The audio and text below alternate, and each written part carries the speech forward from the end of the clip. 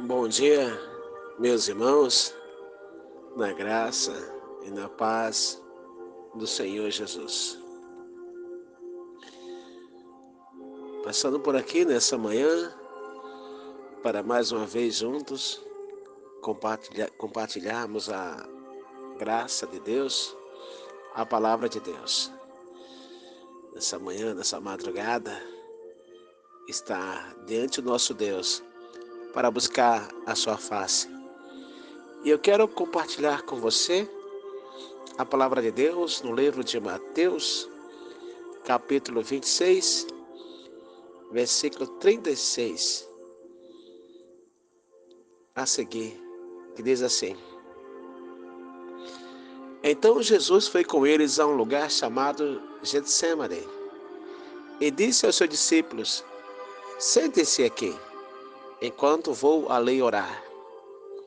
Levando consigo Pedro e 2 dos filhos de Zebedeu, começou a entristecer-se e a angustiar-se. Disse-lhes então: A minha alma está profundamente triste, numa tristeza mortal. Fiquem aqui e vigiem comigo. Indo um pouco mais adiante, prostou-se com o rosto em terra e orou: Meu pai, se for possível, afasta de mim este cálice. Contudo, não seja como eu quero, mas sim como tu queres. Depois voltou aos seus discípulos e os encontrou dormindo. Vocês não puderam vigiar comigo nem por uma hora? Perguntou ele a Pedro. Vigiem e orem, para que não caiam em tentação. O espírito está pronto, mas a carne é fraca. E retirou-se outra vez para orar.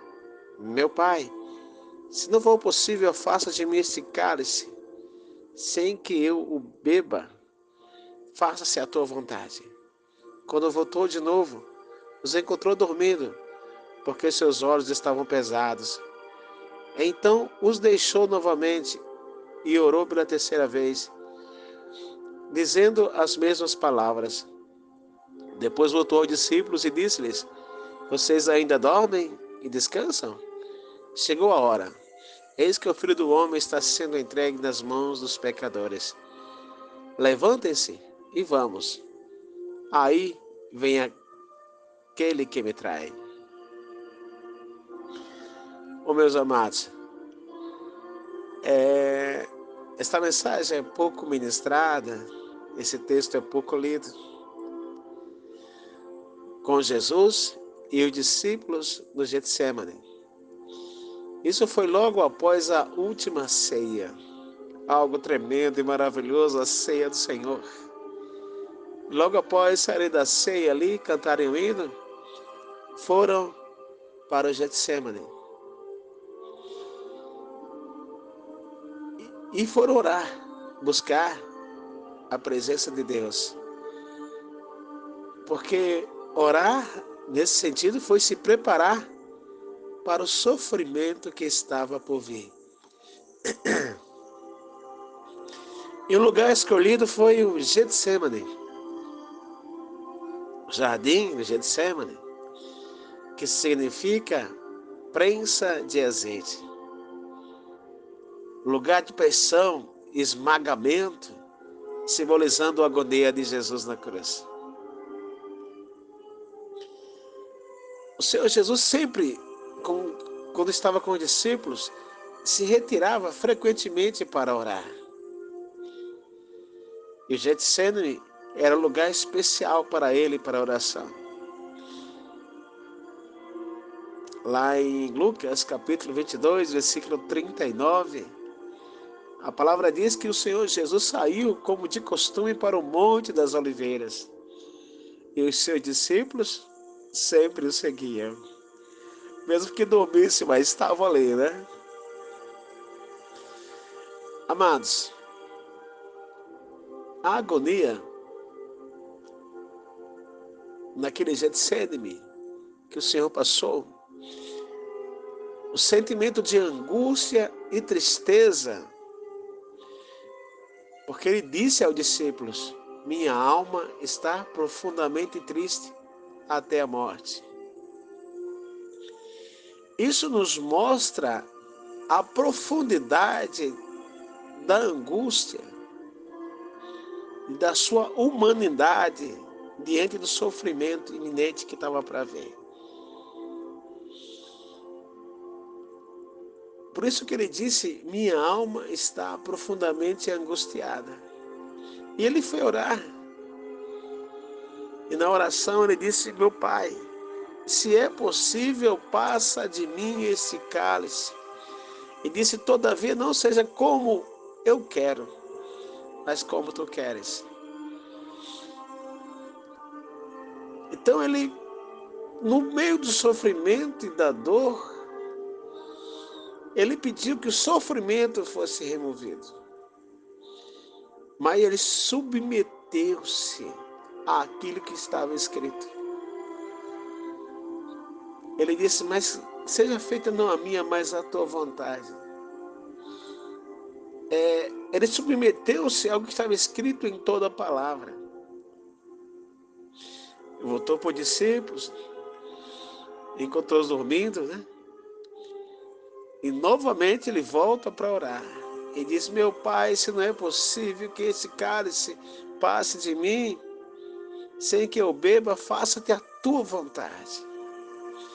E na terceira vez, ele foi orar novamente, usando as mesmas palavras. Ele deixou os discípulos e foi orar pela terceira vez, dizendo as mesmas palavras, em Mateus 26, 44.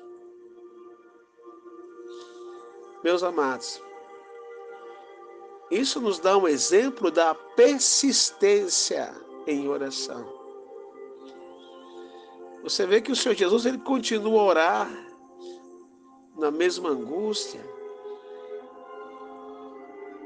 nos mostrando como um exemplo de orar, a persistência na oração. E os discípulos estavam dormindo enquanto Jesus orava, né? Você leva os companheiros para orar com você e eles dormem, né? E o Senhor diz, vigiai. A palavra diz que o Senhor voltou aos seus discípulos e os encontrou dormindo. E disse para eles, vocês não podem vigiar comigo nem por uma hora. Perguntou-lhe a Pedro. E disse, vigiem e orem para que não caia em tentação. Pois o espírito está pronto, mas a carne é fraca.